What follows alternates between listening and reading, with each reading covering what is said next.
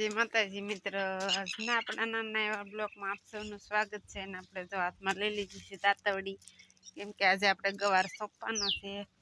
વરસાદ આવ્યો હતો પણ બહુ નથી આવ્યો, થોડોક ઓછો આવ્યો છે, એટલે આપણે ગવાર સોંપવાનો છે.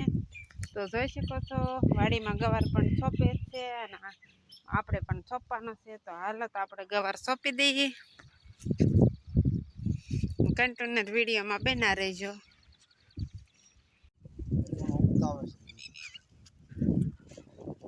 તો નહીં સોંપવો પડે, તને નીકળતા આવે છે.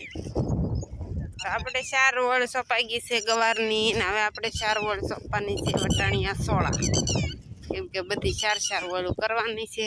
તો હાલો તો આપણે વટાણિયા સોળા સોંપી. સાનો ટાઈમ થઈ ગયો છે ને આપણે આવી ગયા છીએ ચા પાણી પીવા. તો જોઈ શકો છો આપણે રબેકી ભરી લીધી છે. અહીંયા એક બાજુ આપણું બકાલું બંધાય છે, ગામમાં વેચવા જવાનું છે. બકાલું વેચવા જાય છે. હાલો તો આપણે ચા પી લઈએ. આપણે ગવાર સોંપવા ગયા હતા તો ગવાર પણ સોંપાઈ ગયો છે. જો આ ખેતરમાં આપણે ગવાર સોંપ્યો છે અને પછી આવીને માલને પાઈ લીધા છે અને માલને નિરણ કરી દીધી છે. તો હવે માલ નિરણ ખાય તો એ પછી ત્યાં આપણે જે થોડું જાજુ કામ હોય એ કરી નાખીએ. તો જો આપણે નીરી દીધું છે ફર્સ્ટ ક્લાસ માલને, અને માલ સરસ મજાના નીણ ખાય છે. એ નીણ ખાઈ લઈ ત્યાં સુધીમાં આપણે કપડાં ધોઈ નાખવાના છે. હાલો તો આપણે કપડાં ધોવા જવાનું છે. એક ડોલ ભરીને કપડાં પલાળેલા છે. આપણે ગવાર સોંપવાનો હતો એટલે બપોરે નહોતા ધોયા, અત્યારે ધોવાના છે.